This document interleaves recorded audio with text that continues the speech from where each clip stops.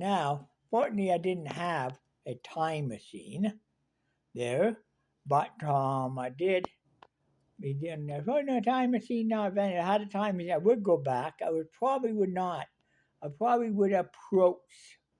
You know, I wouldn't approach my own self. I would waste my existence on timeline if I did. Hmm. I waste my existence time. I did, and so it would be dangerous. Did that. Still, I would. What I would have done is I would have gone there and I'd find out, go to the shock probe room where they control the shock probe to put in me.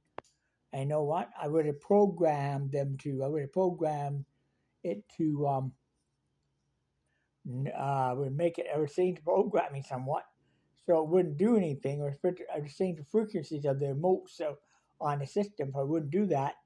And then when they go change the frequency, I change another frequency back to other frequency. It wasn't very nice what they did. It was horrible. The horrible treatments I ever had were in Seabury. I tried to do a lawsuit there, but they lied their way right out of it. There was a class action lawsuit. I didn't get a cent. I mean, these were horrible stuff. I mean, I could probably, if I want to, I could probably do another class action. I could probably file again against that. Not only that, but you know what they stole from me? Take a big guess. They stole my adolescence. I got my adolescence when I transitioned to being female, that another puberty. The puberty I went through was hell. It wasn't good. It was, and when I got out, I was totally confused. And I was dressing high heels, wearing ladies' granny boots, but I was trying to fit a man's role, and I couldn't fit it. I mean, honestly, it was hard. I couldn't fit a man's role in society. I went to Nortel. I worked my ass off all these years at Northern Telecom and stuff. I worked my way up from being on from the semi line guy, giving up, putting parts down on a semi line to be assembled by other workers, to loading, shipping supervisor. From that, right up into management. Right into management, plant management of that too. When that happened, my God, my job changed a lot. That was a top end job. I really loved it because I was boss at every supervisor or foreman on the floor. And if somebody steps out of line, they got it too. Yeah, I did that for many years. Then all of a sudden, they said that they want to move the line out to Foxcom, Hanoi, China, and just came me down my head off it. And I said, look, you can't move that to Foxcom. What are you gonna do about all work you have employed in a London factory? You're gonna lose their jobs to do that. And I was right against it right then and now. And I said, look, you know what? You know Chinese people are sheep, they're not dummies. But they turned around and they just did it anyways. Well, what happened was the day they did it was a sad day in my life because I was the last person in that building. Everybody left, had to do all the final paycheck, get everybody out, and I went, and then the hydro company just coming into a lot. I waited for hydro to show up. It was London Hydro to come in. They came in. What they did was they took all the hydro meters out and inside the building. You know, the building still had emergency power, that did come on there for a while. Now on, then I had to wait for equipment guys to come and get the vending machines out of there, which they did shortly after that. Shortly after that, I just, because the generator diesel didn't bother any fuel, and it actually ran a generator in the building till it ran out of diesel, basically. Well, it ran for about, ran for over 4 days, and then for almost well over 5 days it ran for it, but I know it did. And the fifth day, it just then I would come back to see if it quit. It went out. I looked at the fuel alarm, and I see the light on, low fuel light was on, and I let it run away for a bit. And finally, it went. Finally, it just started to sputter. The diesel engine started to sputter a bit, and then finally it slowed down a bit, and just quit. Ejected. All of a sudden, the air all got airbound, and the ejectors all stopped, and the diesel engine ran out, and it just came. It came to a halting stop, and the hydro all any lights running were out at that point. Then I and then from there I locked the building up, didn't, and that's it, and had the key back to management, and everything was hunky dory in that point. Now the building gone. They tore it down. They built another building there, and that was sort of what happened in North Tower, London. It's shameful they did that, but unfortunately they kept the generator out of North Tower. North Tower old generator was built a new building. They put in a new building. It works, still works today. Built a so well maintained machine, but so I know that from working in North Tower. Even this generator, even emergency power in this apartment building here, it goes out. Power comes and the emergency power engages. It only runs to hall lights in the elevator, basically. And it actually runs the vending machine downstairs, believe it or not. Well, I'm not going to say too much more because, well, anyway, that's awful. I try to fit, and I still felt like a woman. I mean, I want to do lady stuff, and I was hiding it and hid it. I hid it from view, basically. And I went home, at least to put mom's clothing on. My mom wasn't looking, too. And, mom, and nobody knew I was doing it. Nobody, I was cross dressing at home, and I was wearing female clothes in the house, but not out in public. I wore female clothes in public once and well, one time I just said, that's it. I'm wearing a dress in public. I wore a nice dress out there, high heeled. I get ranked over by two, I get hauled, pulled, and next thing you know, I was trying to make fit the role, but I couldn't. But I was being told I couldn't use the ladies' room. It was setting me a lot, and I used it anyway. Then the cops arrested me, threw me in jail. They put me in a man, maybe dressed again like a man, and they turned around and said, you're not," and they kept telling me, "You're not a female, you're male. Don't be a female." And it gone on and on, like God, for years. And I got to a point where every time every time I turn around, when I was young, I turn around again. And every time I turn around, boom, there's another thing up. There's another thing happening. The London police were on my back, bugging me constantly, trying to pin me on stuff I didn't even half I said I didn't do. Half the time I was told by lawyers to plead guilty, which I tried to plead not guilty. Well, anyways, they couldn't. I mean, then they all circumstantial evidence, and that affected me really deep. And that's it. I try not to dress as a woman, and at all to dress a man and to fit again the man's role. And then finally, but I was picking other men up too. So I was trying my best and I couldn't do it. Oh man, it was awful, really awful. And I couldn't figure it out. I still couldn't figure it out. What could go wrong? And finally, then I tried to fit in. Then I thought maybe and I started looking for answers to why, because I'm not gender. I'm so confused. I tried to answer why. I got involved with the group called Healthy Irish Romance at the time. We went out to a sweat lodge out on the res, and what happened was, got there, I had a sweat, and a lot of stuff came to me. The answer came to me through a sweat lodge, believe it or not. And I sort of followed that, answered that quest. First, I wanted to change my gender, but no way, it was so expensive for me to do it. It was just impossible. wanted to do it, and I live in a large home, so mom by at time, and I was finally got into finally got a rooming house. They want to do it for other males in that rooming house.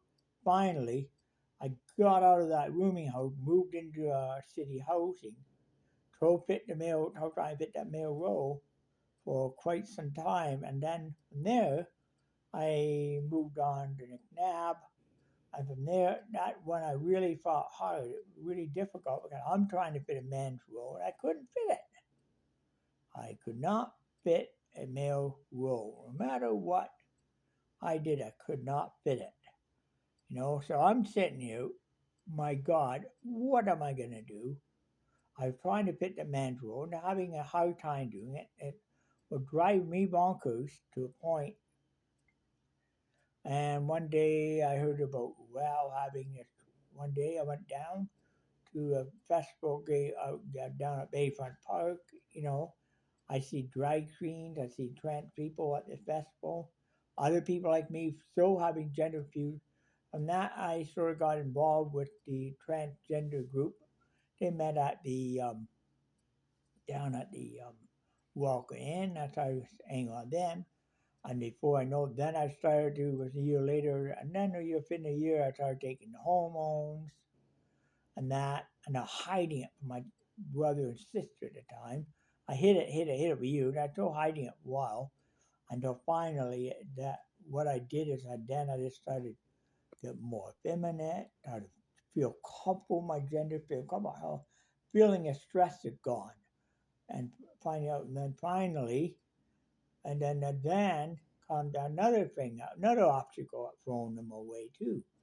When I tried to transition to be a woman, I started to use the ladies' room all the time about being, and these men, and all of a sudden you get a male security guard there, busting them, you can't do that, you can't do that. And that just really upset me a lot. Again, feeling like I gone and out of the cold, run into the same barrier again. You can't do that. Go to men, go to men. And I was trying to, and then I got to a point where I had to, the safe bathrooms were, got a point if I needed to use the bathroom downtown, I would Jackson, not McNabb Terminal. We've got to go to YWCA, use the bathroom there, at least in gender fair to my this. Go back over there, miss your bus, get a next bus. This gone on for quite some time. Got so bad I took the city to court on it, and I won that case. Of course, I won the case from that point. Now, and that's still been. And now I've been to Montreal. I went all the way to Montreal. I had my bottom surgery. Here's a good part about it. Well, I had my bottom surgery done in Montreal, Quebec. But in Montreal, I got there. They put me up in the Holiday Inn. But put me up in the Holiday Inn Express, right across from Le Salon Center, Le Salon, right across from this big mega mall there. I went to Mega Mall, and I was walking through the Mega Mall, and it was huge. It's 9 times the biggest mall I ever been in. It's like so big, unbelievable. And I got lost in that mall trying to figure where exit was. And I had to ask one of the security guards directions, and went one English. English they didn't. They spoke French. So, well, finally, I did think, well, I'm gonna follow somebody, see if they know. I finally asked I went and asked one of the store merchants about directions and that, and they told me we gotta go down this way, go all the way down, and turn the right, go all the way up to that, all right, make another right, go out, and you'll be coming out front door, come out right there, or across the street, the Holiday Inn Express. Oh my God, thank you. That's how I got there.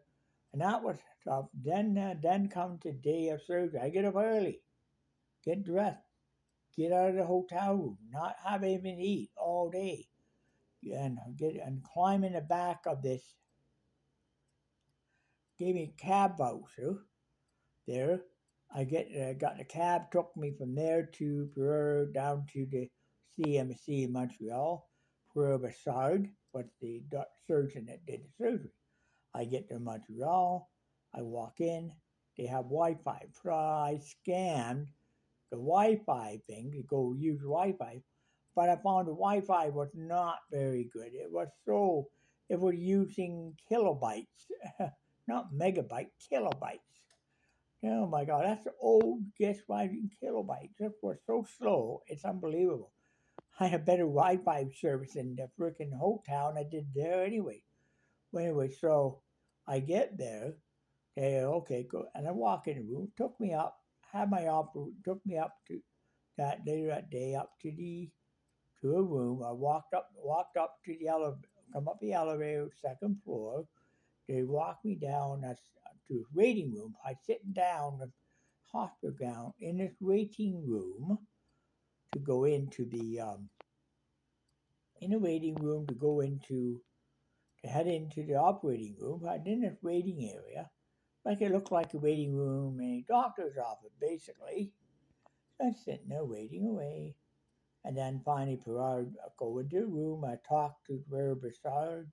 He explained the surgery to me, everything out, what's going to happen, and asked me, and I said, okay, you know, asked me again what I want to have the cavity or no cavity. I choose the no cavity so I didn't have to dilate afterwards. So then I went in to the under. I walked in right shortly after I got up. The nurse came, took me into the room, climbed up on a table, lied down. They actually turned me over on my side to have me sit up. And what did they do? Well, in the back, small of my back, I feel a little prick in there. And I feel this like prick in my back, I guess, like a needle jabbing in. And they said, no time at all, you'll be, you'll be temporary, you'll be paralyzed in no time. Well, they done that. They put in the shunt in there, epidural tube in, with the epidural, of course. I couldn't feel it, but here down, I could not feel a thing. You know what? And then I lied down. They put my legs in stirrup. Then after that, everything up. They did the operation and all that. I was lying in bed. I could hear them doing it. And the nurse were putting oxygen on my mask. A few times my breathing was slowing down a bit and I had to increase it a bit, you know. But finally, the operation was completed. Finally, all done and completed. You know, talking about completed. And they moved me from the stretcher moved me onto a stretcher. They pushed me into the recovery room. They pushed me into the recovery room. After I was in the recovery room, they leaned me over on my side and they rolled me onto my side and they removed the epidural. Took the epidural, removed me off. Took me off the epidural. I lying back at the ice pad. I couldn't feel them all.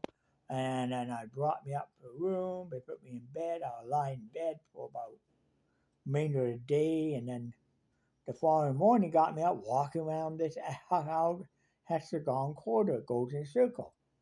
After that happened, well, then they turned around and they said, "Wow, got me." Then there come time. It took me over to the other part of the hospital, convalescent part, which was like a more like a college, more like a fraternity to me. It actually was a fraternity when it was more like a fraternity house in a way. Like called the fraternity. It wasn't Epsilon Pi or anything like that. Well, we called the Mary Covens, called Mary Covens fraternity resident, Mary Covens fraternity, which is fine. We went in every day you were there, and we all talked, had good conversation around the table. Well, after all that, after there, and it was not bad. I really actually enjoyed it for one. I felt like I was in university again. Spotlight University attorney because I did radio show that time.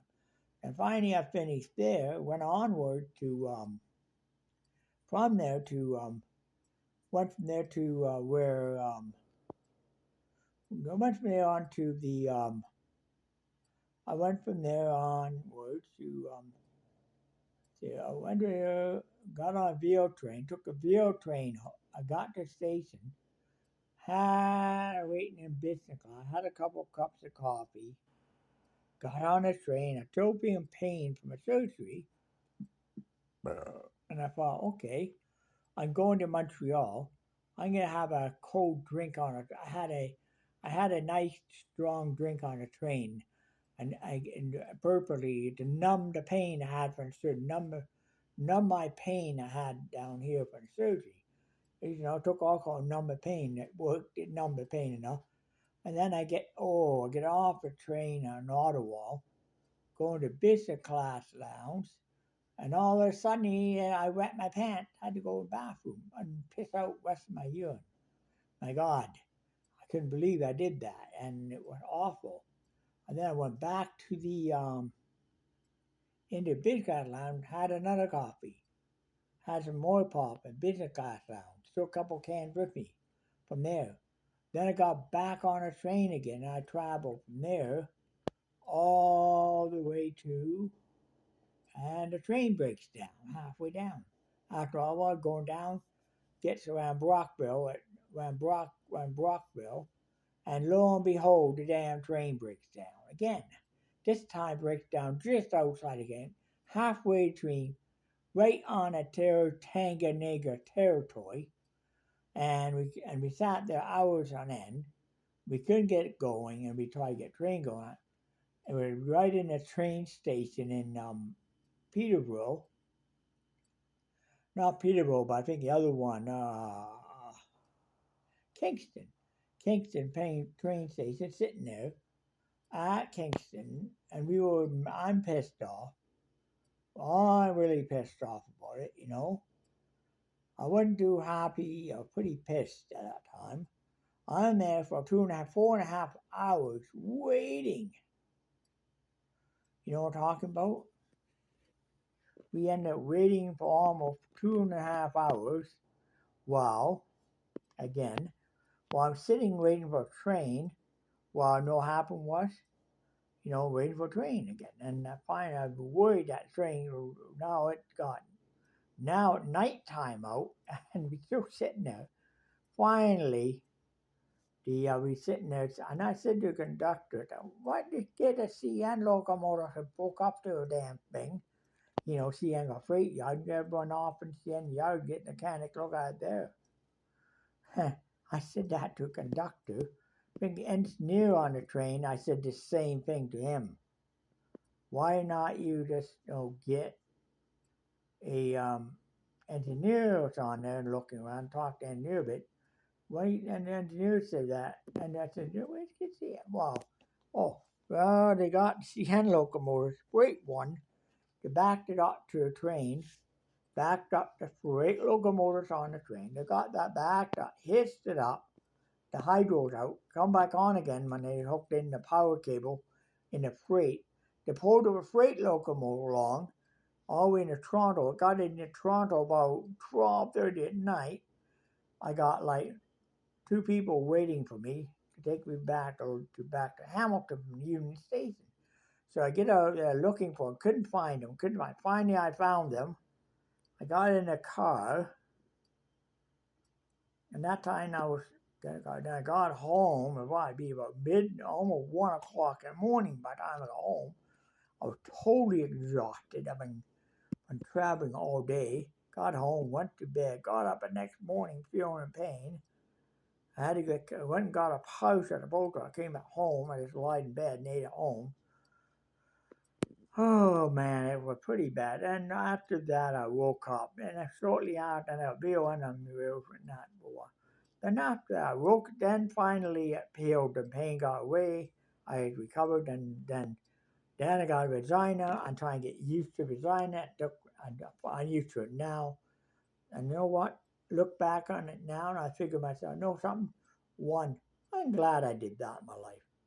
It's helped me out in many ways because I don't feel confused anymore. That's a good thing. I'm going to say, bro, that's how I transitioned to a woman.